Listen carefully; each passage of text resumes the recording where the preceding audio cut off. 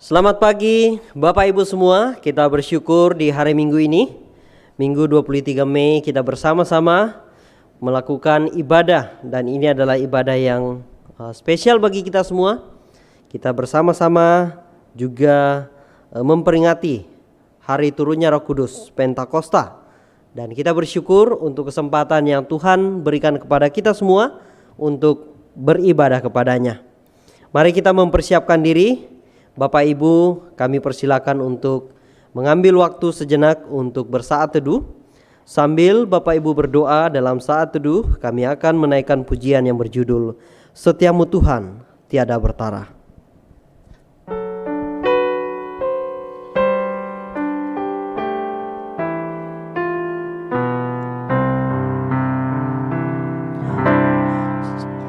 Setiamu Tuhanku tiada bertara, dikala suka di saat gelap. Kasih-Mu Allahku tidak berubah. Kaulah pelindung abadi tetap. Setiamu Tuhanku mengharu hatiku.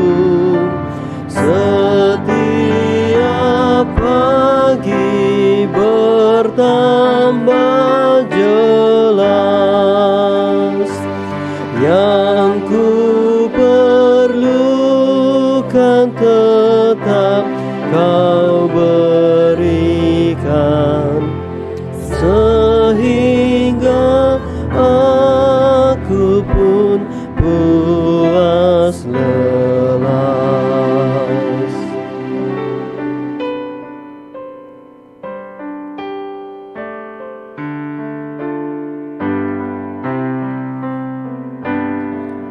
Musim yang panas, penghujan tuayan, surya rembulan di langit cerah,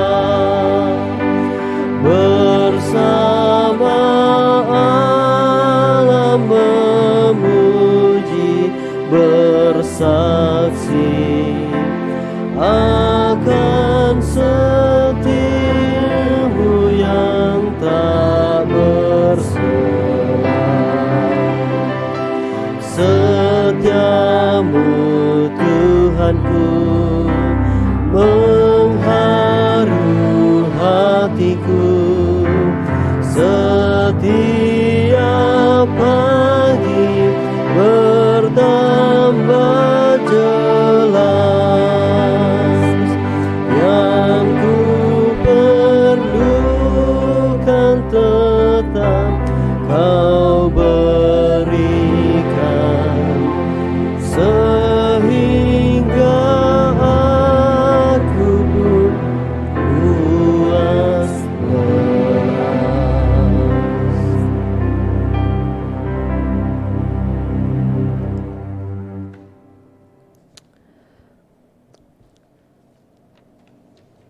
Mari bersama-sama kita saling menyambut satu dengan yang lain. Kita memberikan salam kepada rekan-rekan kita yang ada di sekitar kita. Bagi Bapak Ibu yang berada di Sekolah Dian Harapan Manado Holland Village, boleh saling menyapa. Dan Bapak Ibu yang di rumah boleh juga saling menyapa bersama dengan keluarga-keluarga yang sedang beribadah. Ya, kita akan sama-sama menyaksikan pengumuman kita untuk pelayanan di sepanjang minggu yang berjalan.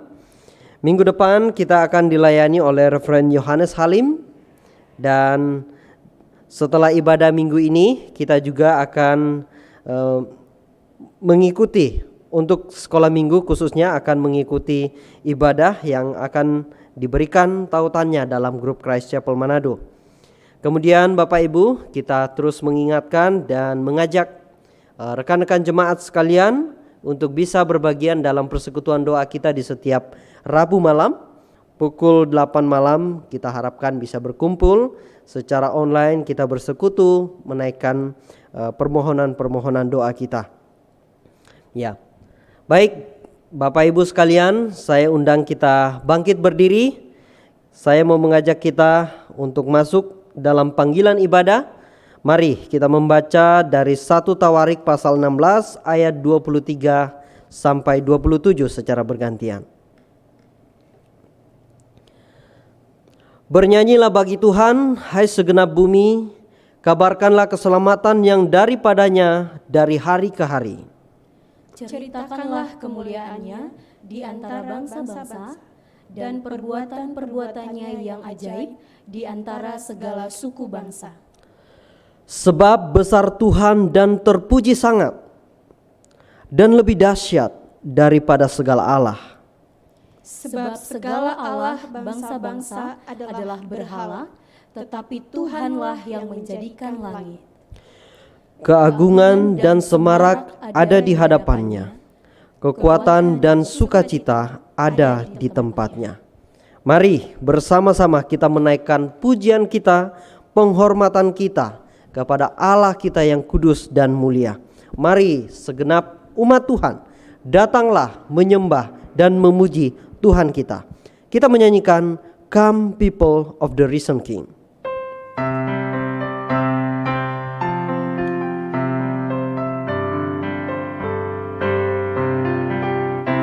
Come people of the risen King, who delight to bring him praise. Come all that tune your heart to sing to the morning star of grace. From the shifting shadows of the earth, we will lift our eyes to him. Where steady arms of mercy reach to the gathered children here. Rejoice, rejoice, let every tongue rejoice. One heart, one voice, O Church of Christ, rejoice.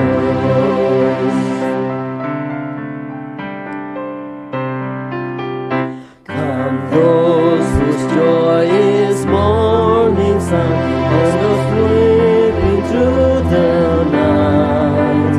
Come those who tell of battles won, and those struggling in the fight. For his mercy long earth never changes, and his mercy never ceases. But follow us through all our days with the certain hope of peace. Rejoice, rejoice, let every tongue rejoice. One heart, one voice, O Church of Christ, rejoice.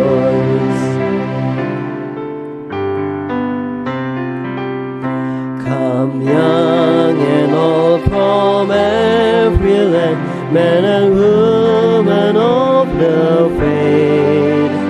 Come those with full or empty hands, find the riches of his grace. All the world his people sing, shore to shore we hear them call. The truth that passes through every age, our God is all in all.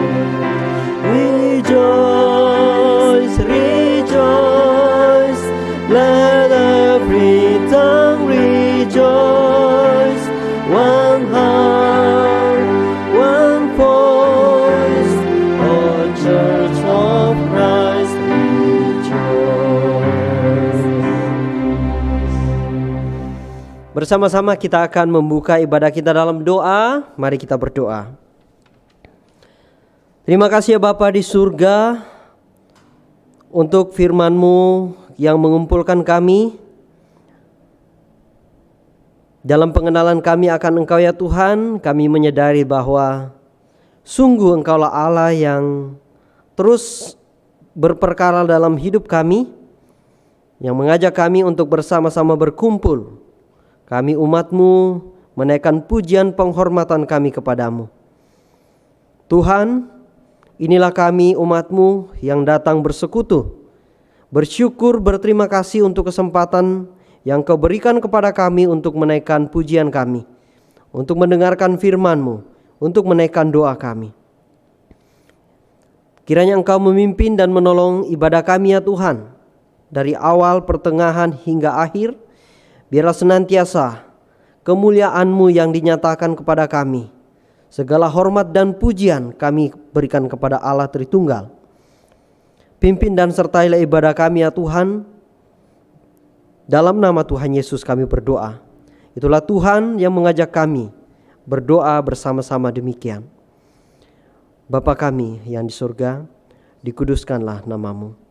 Datanglah kerajaan-Mu. Jadilah kehendak-Mu di bumi seperti di surga. Berikanlah kami pada hari ini makanan kami yang secukupnya, dan ampunilah kami akan kesalahan kami, seperti kami juga mengampuni orang yang bersalah kepada kami. Dan janganlah membawa kami ke dalam pencobaan, tetapi lepaskanlah kami daripada yang jahat.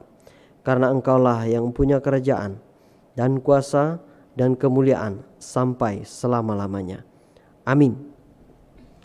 Bapak Ibu, saudara-saudari sekalian, kita tetap berdiri dan kita akan melanjutkan pujian kita kepada Tuhan. Bersama-sama kita akan menyanyikan lagu yang berjudul Besar dan Ajaiblah Karya-Mu. Bersama-sama kita merenungkan apa yang telah Allah kita kerjakan, bagaimana jalan Allah dalam hidup kita, dan seharusnya lah segala bangsa, segala raja menyembah kepada Allah kita yang besar ini. Mari kita bersama-sama menaikkan pujian ini dan nanti akan dilanjutkan dengan Kau Allah yang besar. Mari kita menyanyikan Besar dan Ajaiblah Karya-Mu.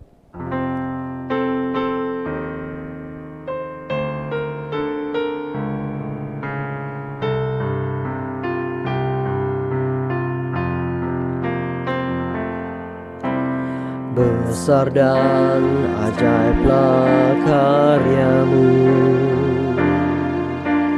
adil dan benarlah jalan-Mu, Raja segala bangsa yang maha kuasa, mulia nama-Mu. Layaklah segala bangsa sujud kepadamu,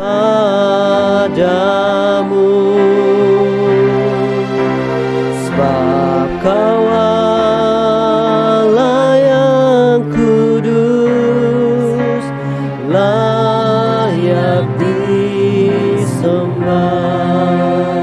Kita ulangi lagu ini dari awal.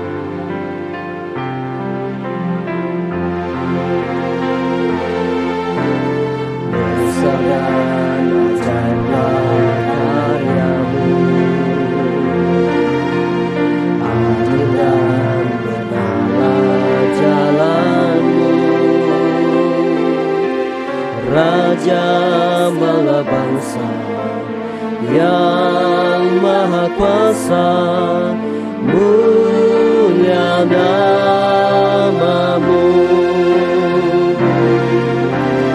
Layaklah segala bangsa sujud kepadamu.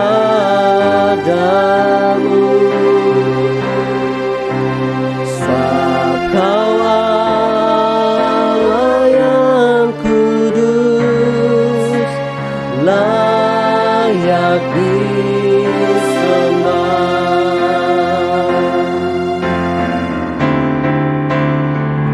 Kau Allah yang besar,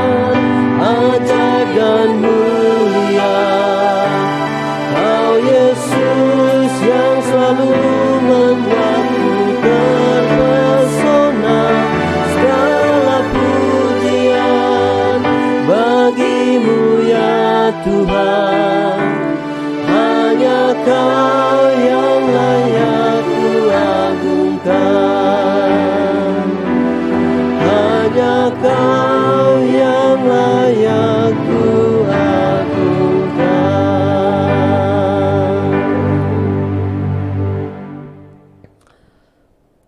Silakan duduk Bapak Ibu. Tuhan memanggil kita kepada iman dan pertobatan.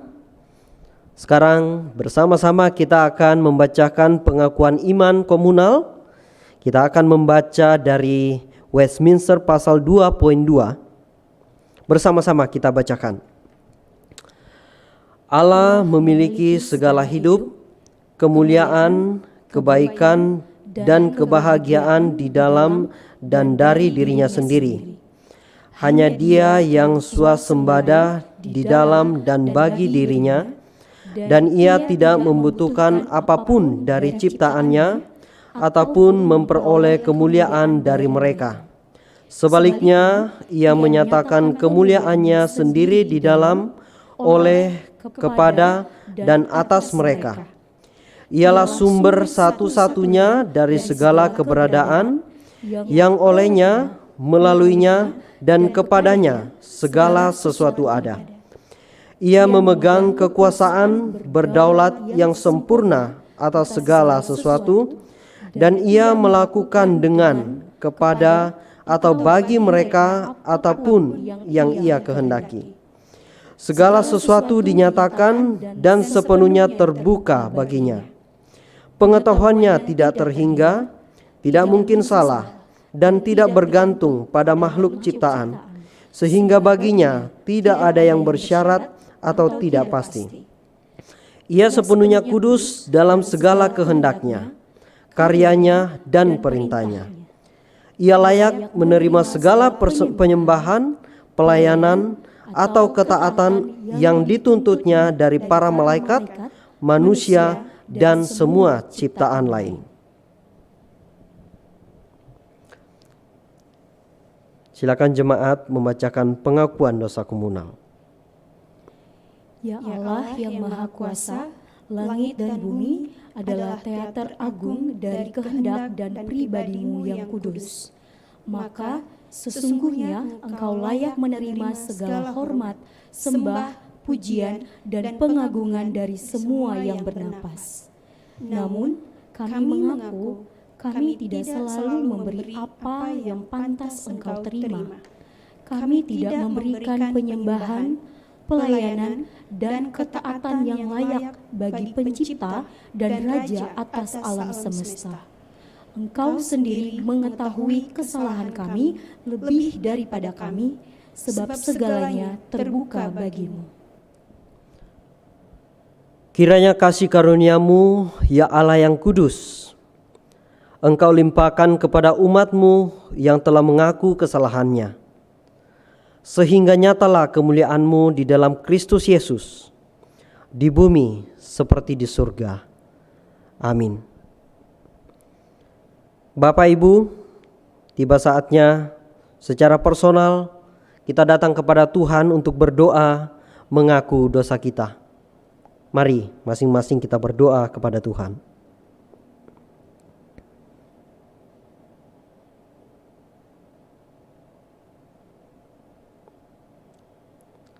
Jemaat yang terkasih, setelah kita mengaku dosa kita, saya akan membacakan jaminan pengampunan yang ada dalam Yehezkiel pasal 36 ayat 29. Aku akan melepaskan kamu dari segala dosa kenajisanmu, dan aku akan menumbuhkan gandum serta memperbanyaknya, dan aku tidak lagi mendatangkan kelaparan atasmu. Kita bersyukur untuk kebenaran firman Tuhan yang juga terus mengingatkan kita dan menguatkan kita untuk terus datang kepada Tuhan, karena padanya ada pengampunan. Bapak Ibu saudara-saudari sekalian, kita akan lanjutkan dengan doa syafaat, dan dalam doa syafaat saya akan pimpin. Mari bersama-sama kita mengikuti doa ini. Mari kita berdoa. Kami bersyukur ya Bapa di surga, di pagi hari ini Engkau menolong dan memimpin kami semua untuk datang berhimpun, menaikkan pujian kami kepadamu. Sungguh ya Tuhan, ketika kami memiliki kesadaran bahwa kemauan kami untuk beribadah itu karena campur tangan Tuhan. Terima kasih untuk setiap waktu yang Kau berikan kepada kami. Terima kasih untuk umat-Mu yang saat ini sedang bersama-sama duduk untuk beribadah kepadamu, baik yang ada di tempat tatap muka maupun yang ada di rumah masing-masing. Kami bersyukur ya Tuhan. Terima kasih untuk kekuatan yang Kau berikan. Terima kasih untuk kesadaran yang Kau anugerahkan kepada kami, untuk kami boleh mengerti bahwa ibadah kami di hari Minggu kami perlu persiapkan dengan baik. Terlebih ibadah kami dalam sepanjang kehidupan kami setiap hari itu perlu kami persembahkan dan kami berikan kepada Engkau. Bapa di surga, pada saat ini kami mohon Engkau terus memimpin dan menolong gereja-Mu ya Tuhan, Christ Chapel Manado dan juga Christ Chapel Kupang, Christ Chapel Palembang, Christ Chapel Karawaci Presbyterian Church. Kiranya Engkau ya Tuhan terus berbelas kasih, memimpin dan menolong pemberitaan firman Tuhan dari Christ Chapel ini. Tuhan, pakailah setiap hamba-hamba-Mu yang memberitakan kebenaran firman Tuhan kepada setiap umat-Mu, agar dari mulut mereka ada kuasa kebenaran firman yang boleh disuarakan.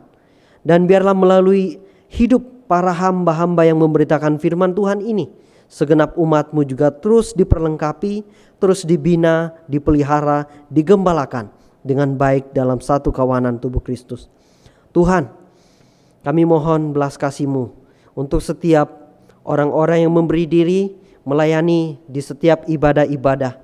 Biarlah Tuhan yang berbelas kasih kepada mereka, memberikan mereka hati yang mengasihi Tuhan, agar mereka boleh menyadari bahwa setiap bagian yang mereka kerjakan, yang dipercayakan dalam pelayanan, itu mereka bisa kerjakan dengan sebaik-baiknya, bukan untuk kemuliaan manusia tetapi untuk kemuliaan Tuhan.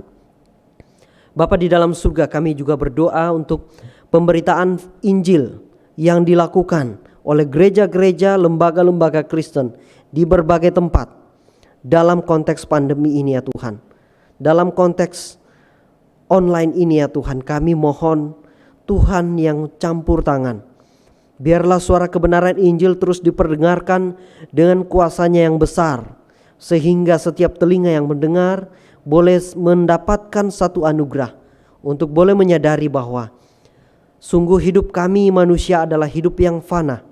Kami butuh anugerah di dalam Yesus Kristus. Tuhan, berkatilah pemberitaan-pemberitaan Injil yang dilakukan dalam konteks pandemi ini ya Tuhan. Pada saat ini juga kami mendoakan ya Tuhan, pendidikan bangsa dan negara kami, bahkan pendidikan di berbagai tempat di seluruh dunia ini ya Tuhan. Konteks pandemi menjadi tantangan bagi proses pembelajaran di institusi-institusi pendidikan. Kiranya ya Tuhan, Engkau berbelas kasih kepada setiap pendidik untuk tetap memiliki hati yang penuh belas kasihan, sehingga memiliki satu kerinduan untuk membimbing dan menyapa murid, ya, membangun relasi dengan murid secara intens, membangun komunikasi secara efektif agar apa yang anak-anak kerjakan, apa yang menjadi kekhawatiran, mungkin kegelisahan anak-anak, boleh ditolong oleh para pendidik-pendidik ini ya Tuhan. Kami mohon campur tangan-Mu untuk proses pendidikan ini ya Tuhan, walaupun juga dilakukan dengan berjauhan, tetapi biarlah ya Tuhan itu boleh tetap berjalan dalam pimpinan dan pertolongan-Mu. Untuk rencana-rencana sekolah yang akan membuka tatap muka terbatas di tahun ajaran baru, kiranya ini boleh tetap juga Tuhan tolong untuk setiap pemerintah, setiap pihak yang mempersiapkan dari institusi pendidikan, keluarga, untuk pengaturan-pengaturan protokol. Tuhan kiranya campur tangan agar segala sesuatunya bisa dipersiapkan. Terlebih ya Tuhan, anak-anak kami secara mental, mereka boleh ditolong agar memulai kebiasaan baru di tempat pendidikan mereka bisa lakukan dengan baik. Bapa di surga, kami saat ini juga berdoa bagi bangsa dan negara kami, khususnya untuk para pemimpin kami, untuk menjalankan pemerintahan di Indonesia ini. Kiranya Engkau menolong dan memberkati mereka.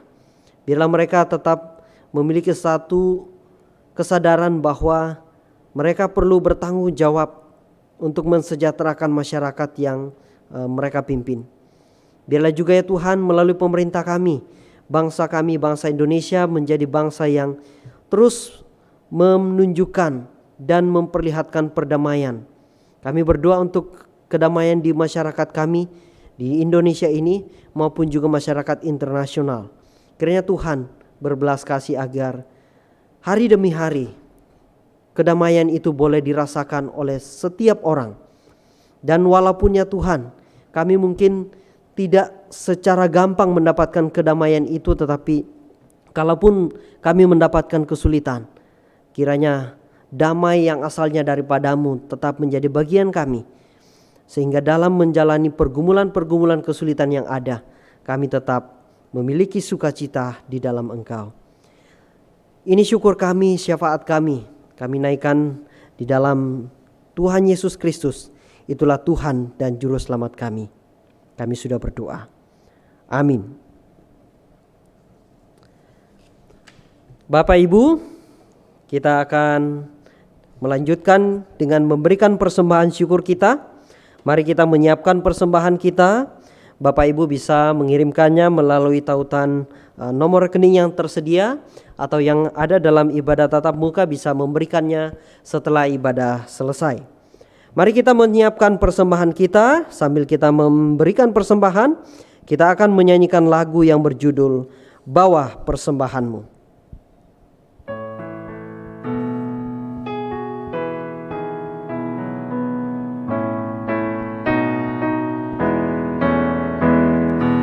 Bawa persembahanmu dalam rumah Tuhan, dengan rela hatimu, janganlah jemu.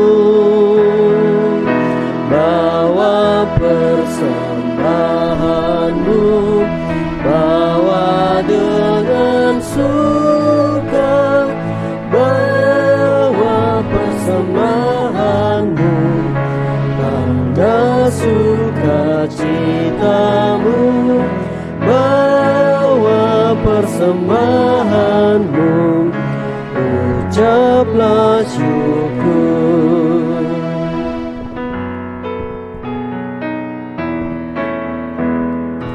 Rahmat Tuhan padamu tidak tertandingi oleh apa saja pun dalam dunia. Kasih dan karunia sudah kau terima. Bawa persembahanmu, tanda sukacitamu. Bawa persembahanmu, ucaplah syukur.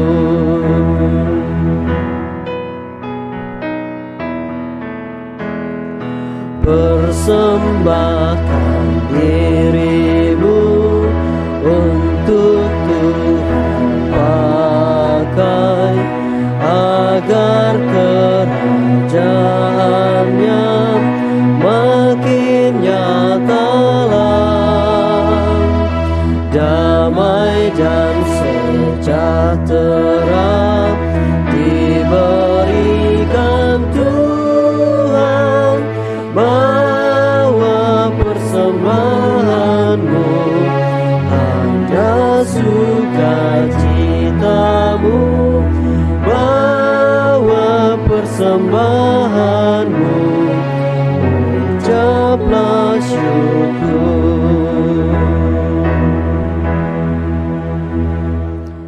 Kita akan berdoa untuk persembahan kita. Saya undang kita semua bangkit berdiri. Mari kita berdoa. Terima kasih ya Bapa di surga untuk kesempatan yang Kau berikan kepada kami. Dalam ibadah saat ini kami boleh mengambil bagian memberikan persembahan syukur. Biarlah Tuhan persembahan syukur ini ya Tuhan adalah tanda sukacita, persembahan kepada kami, ucapan syukur dari kami. Karena Engkau sungguh nyata, kasih-Mu sungguh nyata dalam hidup kami. Bapa di surga, kami mohon biarlah persembahan yang dikumpulkan ini boleh dikelola dengan sebaik-baiknya untuk menopang pelayanan yang Tuhan percayakan. Berkatilah ya Tuhan setiap rupiah yang sudah kami kumpulkan. Kiranya juga Engkau memberkati yang masih sisa pada kami, untuk kami boleh kerjakan, untuk kami boleh kelola, untuk menjalankan panggilan yang Kau percayakan kepada kami. Dan terimalah hidup kami ya Tuhan, biarlah keseharian kami menjadi persembahan yang harum kepadamu. Dan setiap umat-Mu boleh menyadari bahwa yang perlu kami persembahkan adalah hidup kami kepada Engkau. Ini syukur kami, persembahan kami. Dalam nama Tuhan Yesus kami berdoa. Amin. Silakan duduk Bapak Ibu. Hari ini kita akan mendengarkan pemberitaan firman Tuhan. Kita akan dilayani oleh Pendeta Peter Spin. Selamat mendengarkan. Shalom, selamat hari Minggu, selamat berjumpa kembali. Bapak, Ibu, Saudara sekalian, selamat beribadah di hari yang sangat spesial, Hari Raya Pentakosta. Mari kita masuk di dalam doa sebelum kita membaca firman Tuhan.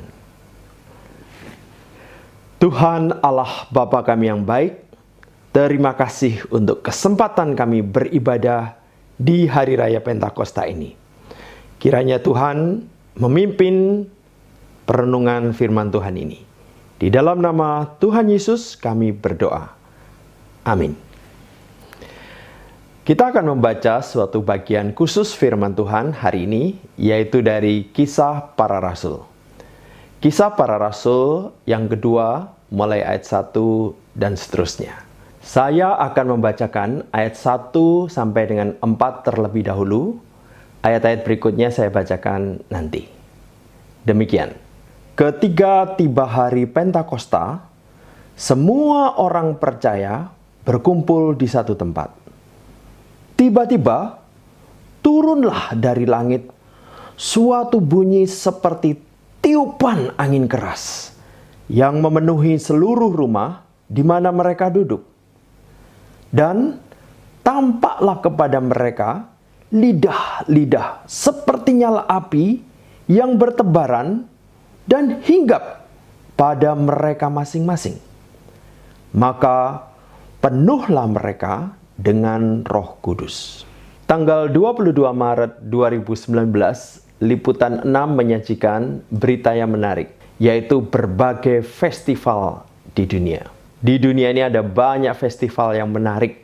Misalnya, Festival Lempar Air di Bangkok, Festival Lampion di Thailand, Festival Es dan Salju di Cina, Festival Kostum di Italia, Festival merayakan pernikahan pangeran di Jerman, Festival Lempar Tomat di Spanyol, dan banyak sekali festival. Di Indonesia juga banyak festival. Festival itu biasanya menjadi suatu tempat di mana orang merayakan kebersamaan di dalam jumlah yang besar. Nah, Bapak, Ibu, Saudara sekalian, di dalam Perjanjian Baru ada juga suatu perayaan yang sudah berumur ribuan tahun karena diperintahkan Tuhan sejak Perjanjian Lama. Perayaan ini adalah perayaan Hari Pentakosta. Di dalam Hari Pentakosta kali ini, Roh Kudus berkarya secara luar biasa. Dan inilah menjadi peristiwa bersejarah yang akan kita pelajari di pagi hari ini. Apakah yang dikerjakan Roh Kudus pada saat Hari Pentakosta ini? Kita akan amati, kita akan pelajari, sehingga menjadi sesuatu yang penting di dalam kita mengerti sejarah keberadaan gereja. Roh Kudus bekerja secara menakjubkan, dan ini akan menjadi sesuatu hal yang kita sadari sebagai karya yang penting di dalam pelayanan Roh Kudus di dunia. Ada 2 karya Roh Kudus yang luar biasa pada hari raya Pentakosta di Kisah Para Rasul ini. Kita akan mempelajari satu persatu. Yang pertama, Roh Kudus memenuhi para murid sesuai janji Tuhan.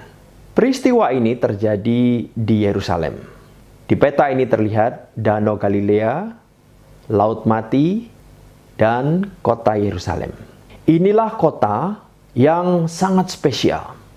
Karena di kota ini, Tuhan Yesus pernah dihina begitu rendah, sampai dia harus mati di Kalvari. Lingkaran pertama yang dibawa adalah lingkaran yang menggambarkan tempat di mana dilakukan perjamuan terakhir oleh Tuhan Yesus bersama murid-murid. Lingkaran kedua adalah Getsemani, lingkaran ketiga adalah Kalvari, di mana Tuhan Yesus disalibkan. Tuhan Yesus memerintahkan para murid untuk berada di Yerusalem sementara waktu, menunggu penggenapan janji Tuhan bahwa Roh Kudus akan diutus kepada mereka. Para murid berada di Yerusalem. Di ruangan mana kita tidak tahu, di tempat mana kita tidak tahu persisnya, tetapi mereka berdoa. Mereka menantikan penggenapan janji Tuhan bahwa Roh Kudus akan turun. Saudara bisa bayangkan, mereka merasa sebagai kelompok yang tersendiri. Mereka menutup jendela, mereka menutup pintu, dan di tempat itu mereka berdoa menantikan janji Tuhan. Berapa hari mereka tidak tahu. 1 hari, 2 hari, 3 hari, 4 hari. Tidak terjadi apa-apa. Dan mereka berdoa, terus berdoa, menantikan janji Tuhan. Sementara itu, masih banyak orang berdatangan dari luar kota Yerusalem, memasuki Yerusalem, dan mereka mempersiapkan diri untuk merayakan Hari Raya Pentakosta. Saudara-saudara, di dalam beberapa hari sebelumnya, peristiwa tentang kematian, kebangkitan Tuhan Yesus sempat menghebohkan. Sekarang peristiwa itu mulai tertutup dengan peristiwa Pentakosta.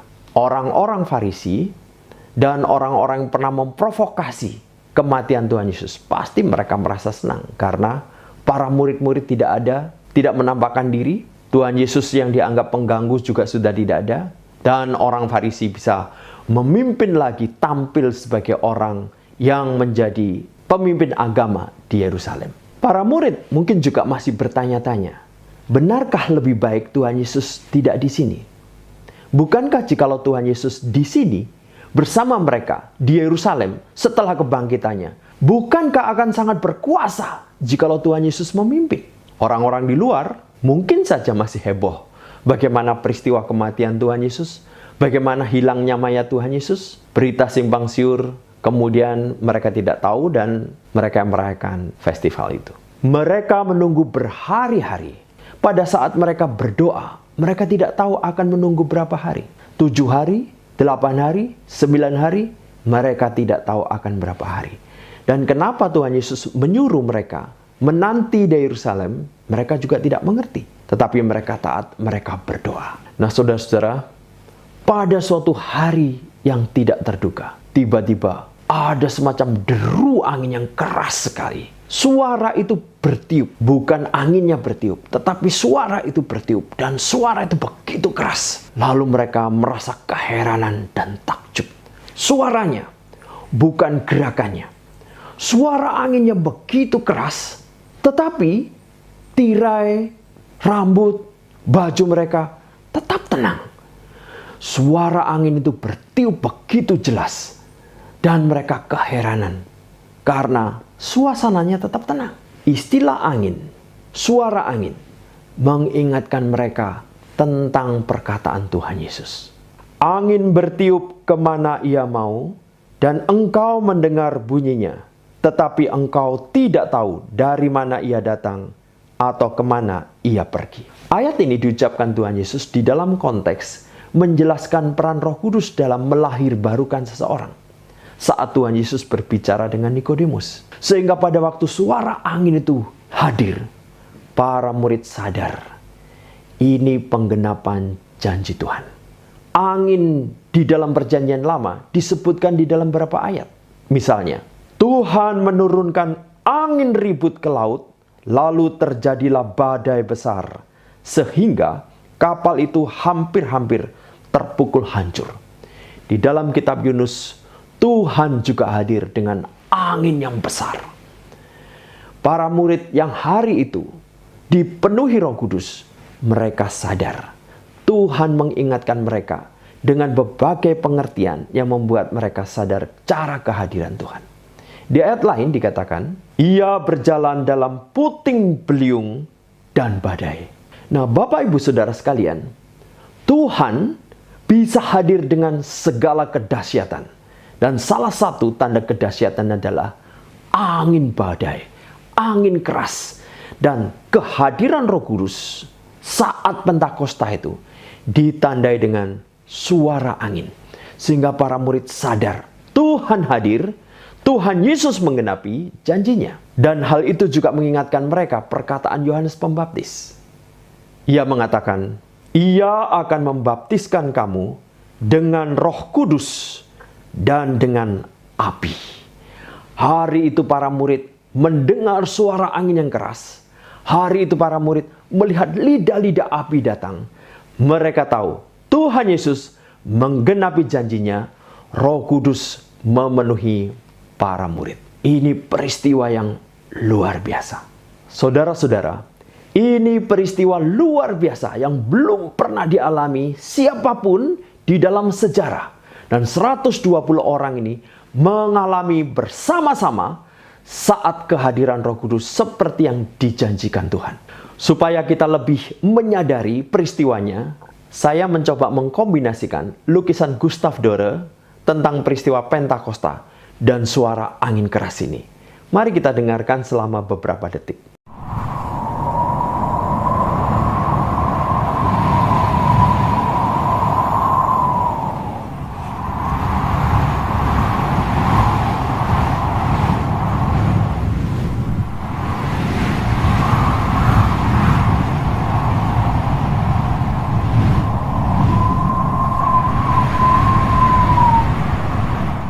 Kita bisa membayangkan betapa bergeloranya hati mereka ketika mereka memahami firman Tuhan dalam perjanjian lama.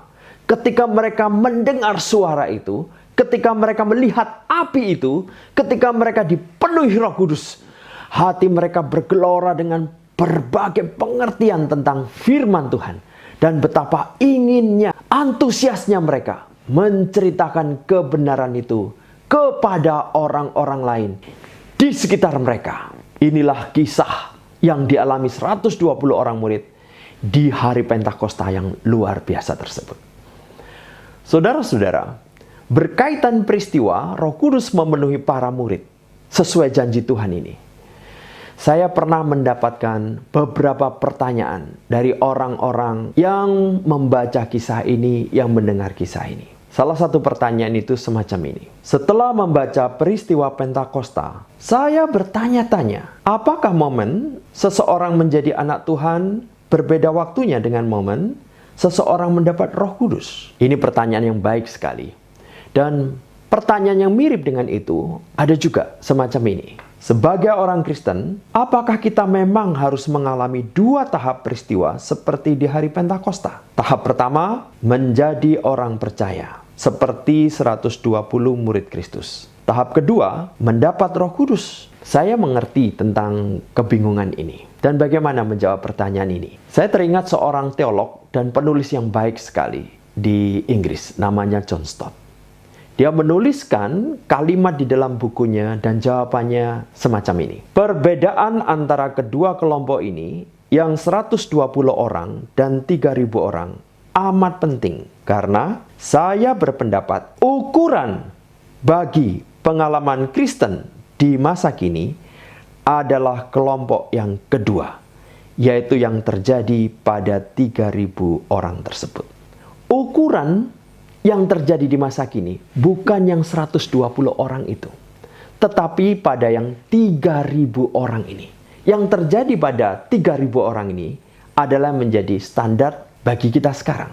Nah, sebelum kita membahas yang 3.000 orang ini, Mari kita melihat apa yang dikatakan oleh John Stott mengenai 120 orang ini. Pengalaman 120 orang itu berlangsung dalam 2 tahap semata-mata karena sejarah. Jadi saudara-saudara, peristiwa yang terjadi untuk 120 orang ini adalah peristiwa sejarah yang tidak mungkin terulang dan tidak akan terulang. Ini adalah peristiwa khusus di tempat khusus untuk orang-orang khusus pada momen khusus. Jadi bukan peristiwa yang kemudian perlu diulang-ulang di tempat lain, di dalam waktu yang lain, di dalam kesempatan lain. Tidak. 120 orang ini mengalami peristiwa yang khusus karena peristiwa ini peristiwa bersejarah. John Stott melanjutkan, yaitu mereka tidak mungkin menerima karunia Pentakosta itu sebelum hari Pentakosta. Jadi, sebelum hari Pentakosta mereka tidak mengalaminya.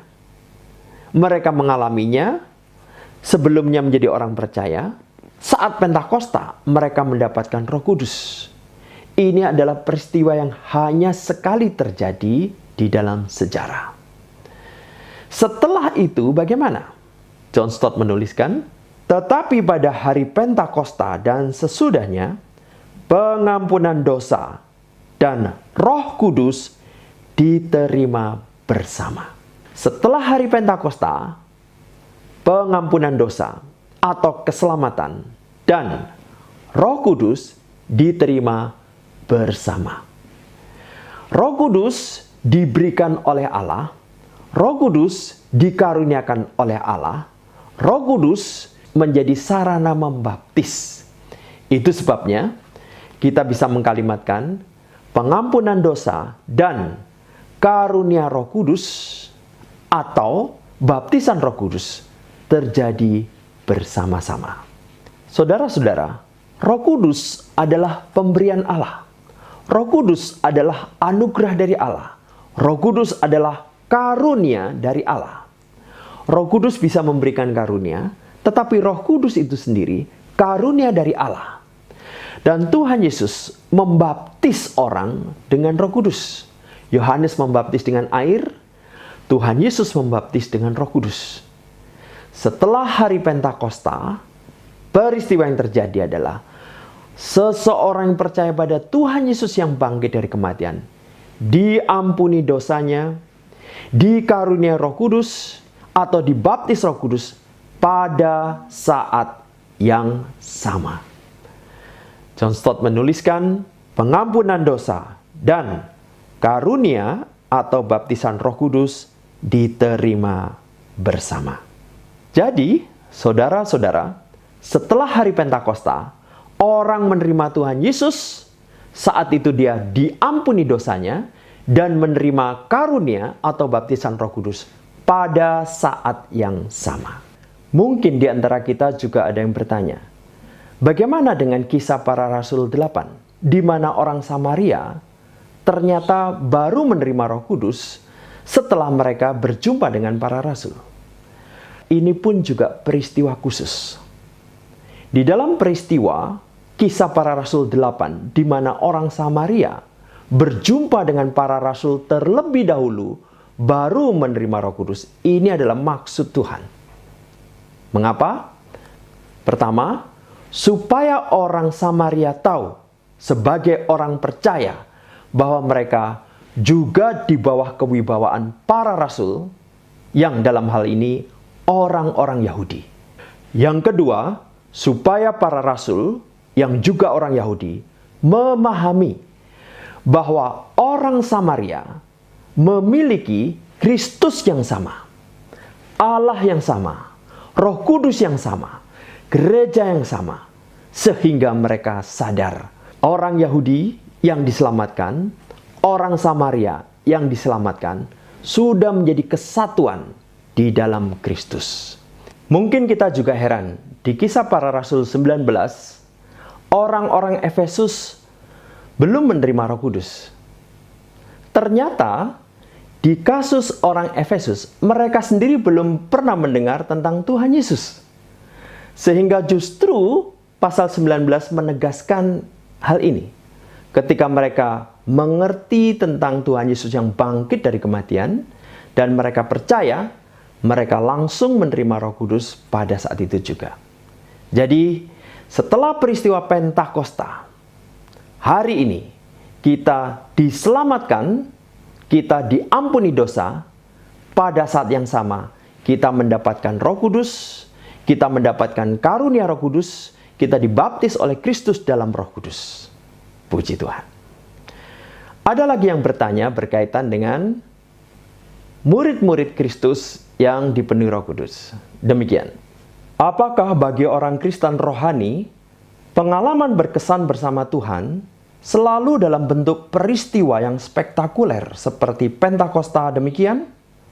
Ini pertanyaan yang baik dan kita bisa mengerti. Apalagi saat kita mendengar peristiwa Pentakosta, kita teringat Musa yang bertemu Tuhan di api semak belukar yang menyala. Atau dalam perjanjian baru, Paulus yang bertemu Kristus di dalam perjalanan ke Damsyik. Nah, apakah pengalaman rohani orang Kristen yang luar biasa bersama Tuhan selalu dalam peristiwa yang begitu menggemparkan, spektakuler? Alkitab menyebutkan beberapa peristiwa. Misalnya, firman-Nya, "Keluarlah dan berdiri di atas gunung itu di hadapan Tuhan. Maka Tuhan lalu, angin besar dan kuat yang membelah gunung-gunung dan memecahkan bukit-bukit batu, mendahului Tuhan. Tetapi tidak ada Tuhan dalam angin itu. Dan sesudah angin itu, datanglah gempa. Tetapi tidak ada Tuhan dalam gempa itu. Dan sesudah gempa itu, datanglah api. Tetapi tidak ada Tuhan dalam api itu. Dan sesudah api itu, datanglah bunyi angin sepoi-sepoi basah." Jadi di dalam peristiwa dengan Elia kita mengetahui peristiwa yang heboh, yang gempar, yang luar biasa. Tuhan menunjukkan di dalam peristiwa itu, Tuhan tidak hadir. Justru ketika angin sepoi-sepoi basah, baru Tuhan hadir dan berbincang dengan Elia. Artinya, pengalaman rohani bersama Tuhan tidak selalu dalam peristiwa yang spektakuler seperti Pentakosta atau peristiwa Elia, Musa, Paulus, dan sebagainya. Bisa dalam peristiwa-peristiwa sederhana. Saat kita membaca firman Tuhan, saat berdoa, saat teduh, saat hening bersama Tuhan, Tuhan juga bisa berinteraksi, berinterferensi, dan menyatakan maksudnya kepada kita. Saudara-saudara, saya mengajak kita memperhatikan ayat 4 sampai dengan ke-13. "Maka penuhlah mereka dengan Roh Kudus. Lalu mereka mulai berkata-kata dalam bahasa-bahasa lain, seperti yang diberikan oleh Roh itu kepada mereka untuk mengatakannya. Waktu itu di Yerusalem, diam orang-orang Yahudi yang saleh dari segala bangsa di bawah kolong langit. Ketika turun bunyi itu, berkerumunlah orang banyak. Mereka bingung karena mereka masing-masing mendengar rasul-rasul itu berkata-kata dalam bahasa mereka sendiri. Mereka semua tercengang-cengang dan heran. Lalu berkata, "Bukankah mereka semua yang berkata-kata itu orang Galilea? Bagaimana mungkin kita masing-masing mendengar mereka berkata-kata dalam bahasa kita sendiri, yaitu bahasa yang kita pakai di negeri asal kita?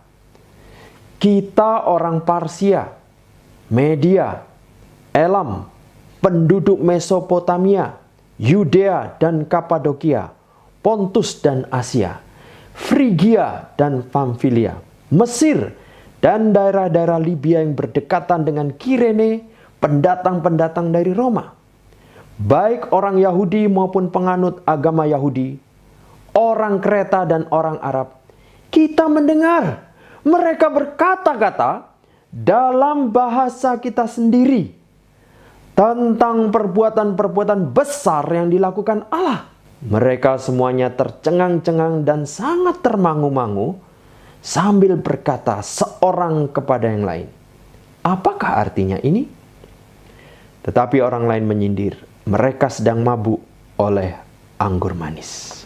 Saudara-saudara, inilah kenyataan yang kedua. Roh Kudus menolong para murid berbicara berbagai bahasa. Di dalam peta ini kita melihat begitu banyak orang yang hadir dari berbagai tempat. Ayat tadi menyebutkan orang Yahudi dari segala bangsa di bawah kolong langit. Dan saya menyebutkan beberapa di antaranya, yaitu Roma, Libya, Kirene, Kreta, Asia, Frigia, Pamfilia, Mesir, Pontus, Kapadokia, Arab, Mesopotamia, Parsi, Media, Elam. Mereka berdatangan. Ini mewakili sebagian dari yang disebut sebagai segala bangsa di bawah kolong langit. Mereka orang-orang Yahudi berdatangan. Dan kita mengetahui setiap orang dibesarkan dengan bahasa ibu mereka. Mereka datang ke perayaan itu, ke festival itu, ke hari Pentakosta itu. Ribuan orang datang di Yerusalem hari itu. Rupanya ini adalah bijaksana dan strategi dari Tuhan Yesus.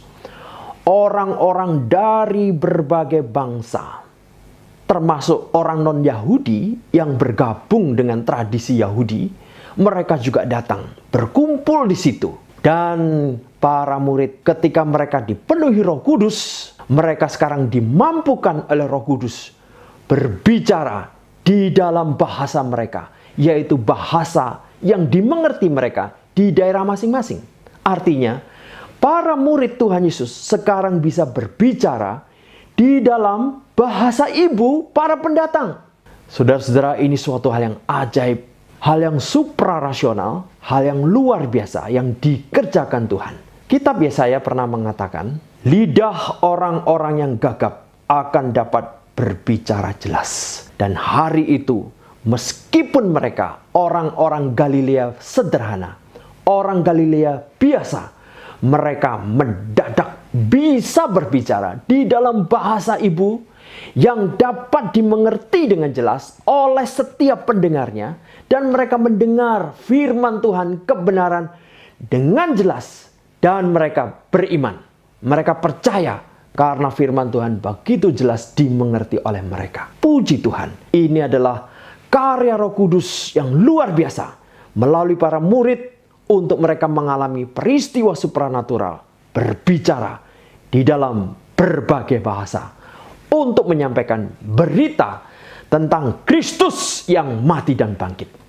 Kristus yang pernah dihina, Kristus yang pernah disalibkan, Kristus yang pernah disingkirkan, sekarang ditinggikan secara ajaib melalui peristiwa Pentakosta. Dan Roh Kudus menyatakan kebenaran-kebenaran di dalam Alkitab, Perjanjian Lama, Perjanjian Baru, apa yang dikatakan oleh Kristus sekarang menjadi jelas untuk para murid, dan sekarang menjadi jelas untuk para pendengarnya mengerti.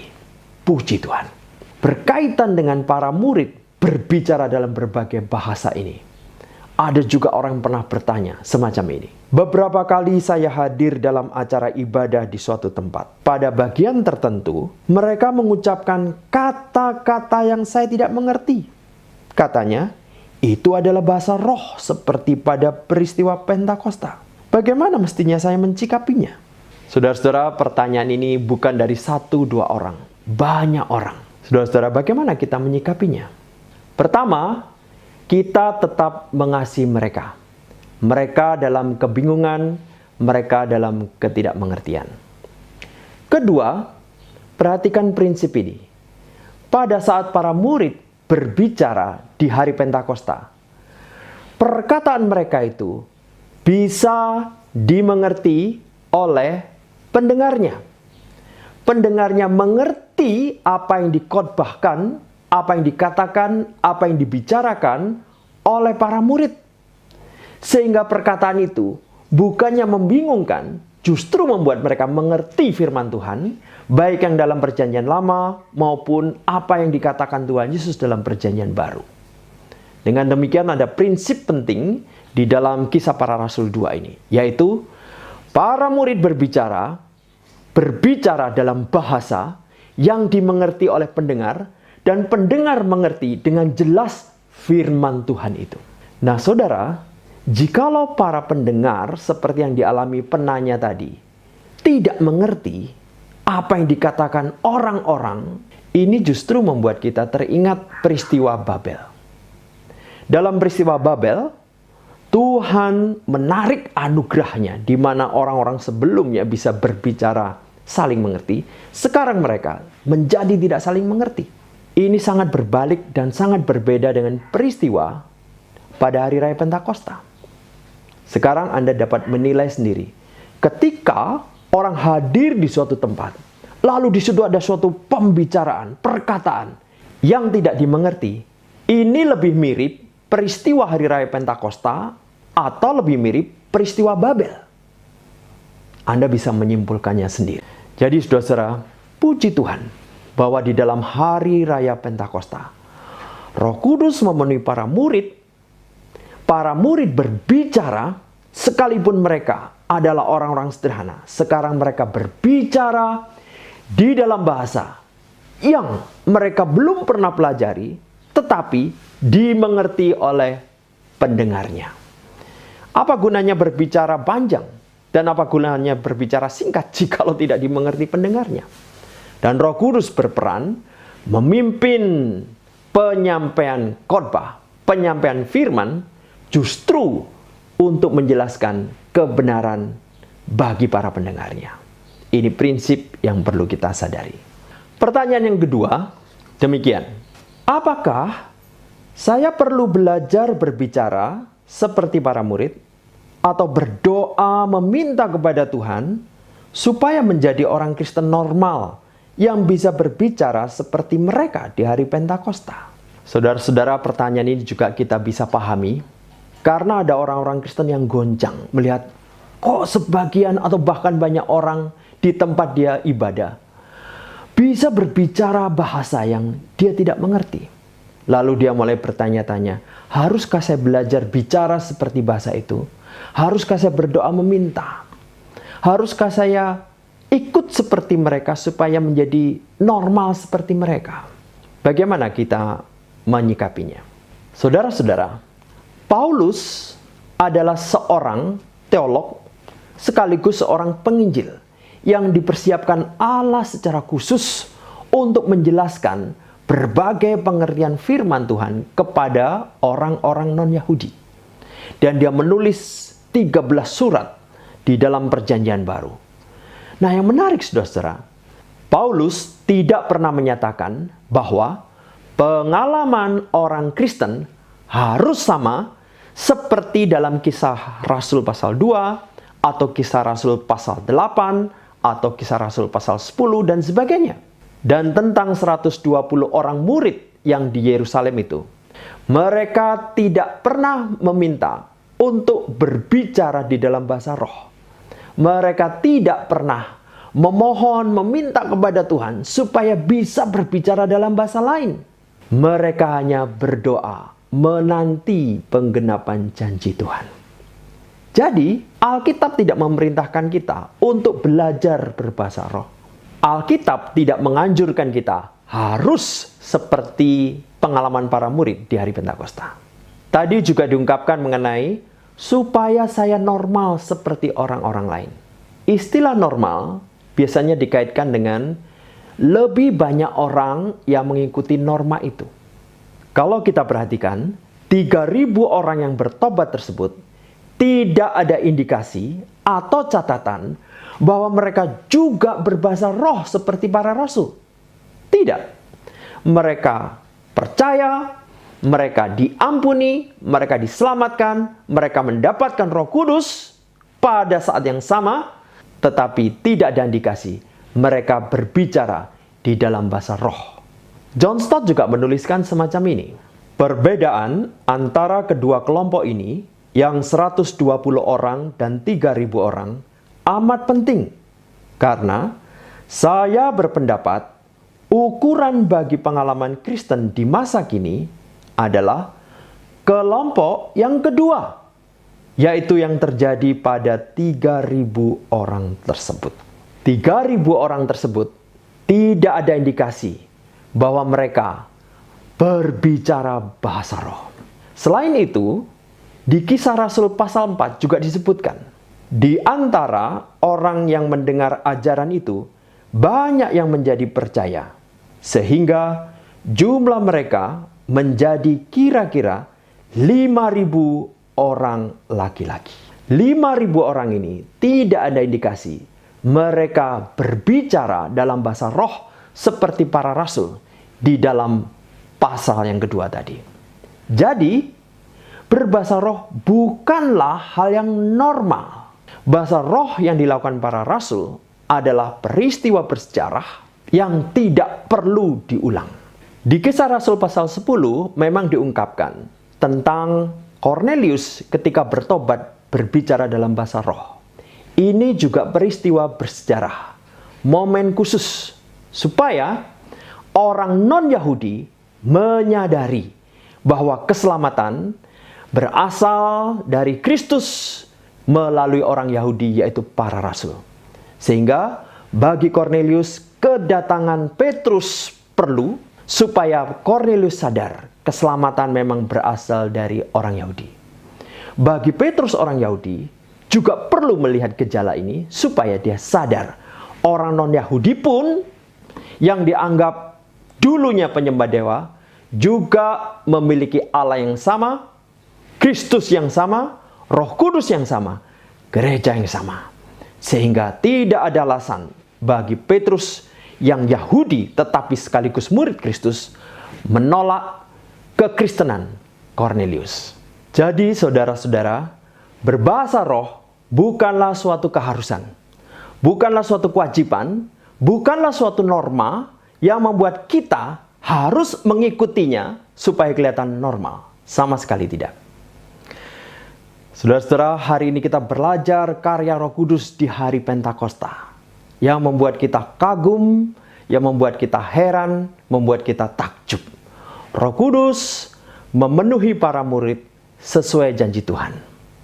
Roh Kudus memampukan para murid berbicara dalam berbagai bahasa. Dan kehadiran orang-orang dari berbagai tempat tersebut pada hari raya Pentakosta adalah strategi dari Tuhan Yesus. Setelah mereka, ribuan orang itu percaya Tuhan Yesus, ketika mereka kembali ke tempat masing-masing, maka Injil menjadi pelayanan yang meluas ke berbagai tempat di dunia. Puji Tuhan, kita memuji Tuhan untuk anugerahnya yang besar, sehingga Tuhan mengutus Roh Kudus. Dan Roh Kudus inilah yang berkarya begitu luar biasa bagi orang-orang percaya di seluruh dunia. Dan Roh Kudus inilah yang memberikan kuasa kepada para murid Kristus untuk bersaksi tentang kematian dan kebangkitan Kristus di seluruh dunia. Hari itu, di hari raya Pentakosta, ketika ribuan orang hadir di Yerusalem, dan mereka mungkin sedang heboh tentang peristiwa tentang kematian Kristus, peristiwa tentang hilangnya mayat Kristus, tentang ketiadaan murid Kristus, Rasul Petrus dengan jelas, dengan berani sekarang berbicara, meninggikan Kristus yang pernah dihina dengan berita yang begitu jelas dengan kuasa dari Roh Kudus. Dan Petrus mengatakan, dia tidak ditinggalkan di dalam dunia orang mati. Yesus inilah yang dibangkitkan Allah. Dan tentang hal itu, kami semua adalah saksi. Petrus dan para murid lain sekarang menjadi berani dan mendongkel hati ribuan orang karena Roh Kudus hadir menguasai mereka mulai dari hari raya Pentakosta. Puji Tuhan. Kita melihat dampak dari kuasa Roh Kudus ketika memimpin, menguasai pemberitaan yang meninggikan Kristus yang pernah disalibkan. Puji Tuhan. Anda bisa bayangkan ribuan orang sekarang menjadi komunitas Kristen yang kagum pada kebangkitan Kristus. Dan gejolak yang terjadi di Yerusalem terhadap pemimpin agama Farisi, sesuatu yang kita bisa bayangkan menjadi heboh. Kiranya Tuhan memakai kita menjadi saksinya, memberitakan Kristus yang telah bangkit. Mari kita masuk di dalam doa. Tuhan, kami bersyukur karena Roh Kudus telah hadir sejak hari Pentakosta, sehingga kami bisa dilahirbarukan, dipertobatkan, kami boleh berubah, diperbarui menjadi serupa dengan Kristus, bahkan ditolong untuk memiliki kuasa dalam bersaksi. Dalam nama Tuhan Yesus kami berdoa. Amin. Kita bersyukur untuk pemberitaan firman Tuhan yang sudah disampaikan kepada kita semua. Kiranya kebenaran firman Tuhan ini terus menguatkan kita untuk mengerjakan panggilan yang Tuhan percayakan kepada kita semua. Mari untuk menaikkan pujian respon, saya ajak kita semua bangkit berdiri. Kita bersama-sama akan menaikkan pujian yang berjudul Holy Spirit, Living Breath of God. Mari bersama-sama kita menyanyikan pujian ini dengan suara yang terbaik yang kita miliki.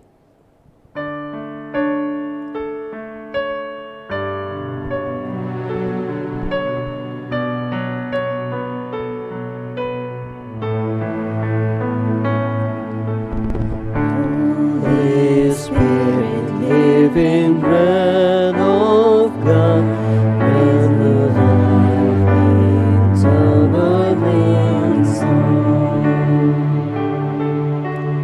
Bring the presence of the risen Lord to renew my heart and make me whole. 'Cause your word to come alive in me. Give me faith for what I cannot see. Give me passion for your purity. Holy Spirit, breathe your life in me.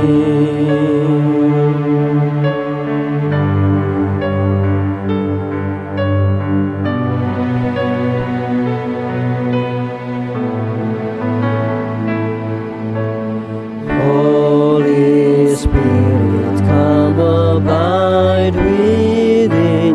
May your joy be seen in all I do.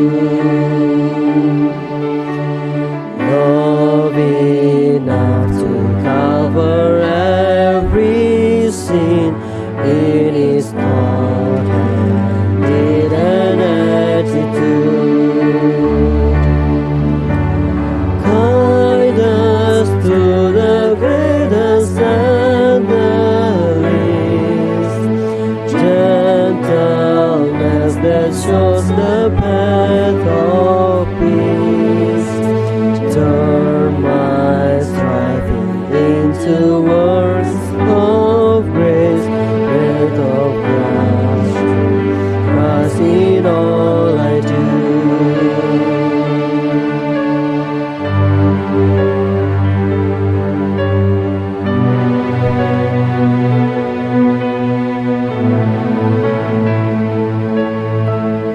Holy Spirit, from creation's birth, giving life to all that God has made. Show your power once again on earth, 'cause your church to hunger for your ways. Let the fragrance of our prayers arise. Lead us on the road of sacrifice. The time to see the face of Christ will be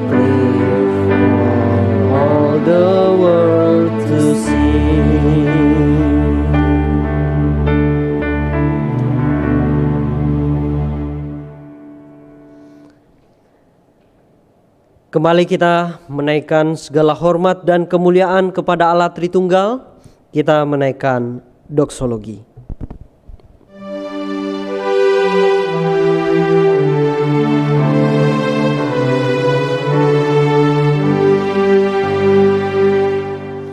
Puji Allah sumber berkat,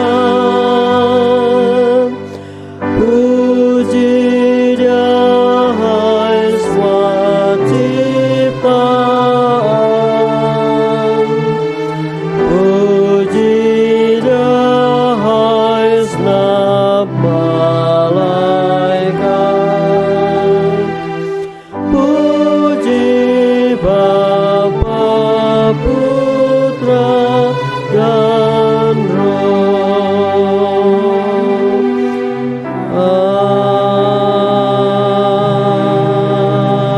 Amin.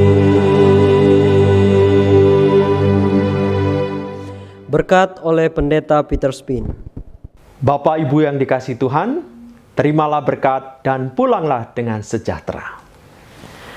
Kiranya Tuhan Allah yang memiliki bijaksana dan rencana yang sempurna, dan kiranya Tuhan Yesus yang pernah mati disalib secara hina, tetapi bangkit dalam kemuliaan, dan kiranya Roh Kudus yang telah hadir sejak hari Pentakosta menyertai, menguatkan, menolong kita senantiasa sampai Kristus datang, bahkan sampai selama-lamanya.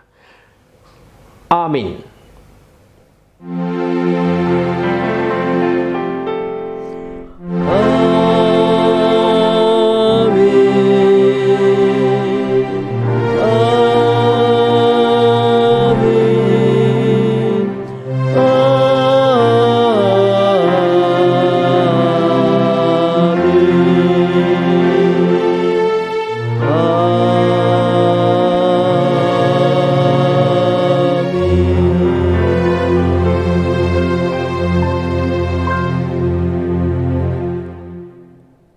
Silakan duduk Bapak Ibu, bersyukur dalam saat teduh.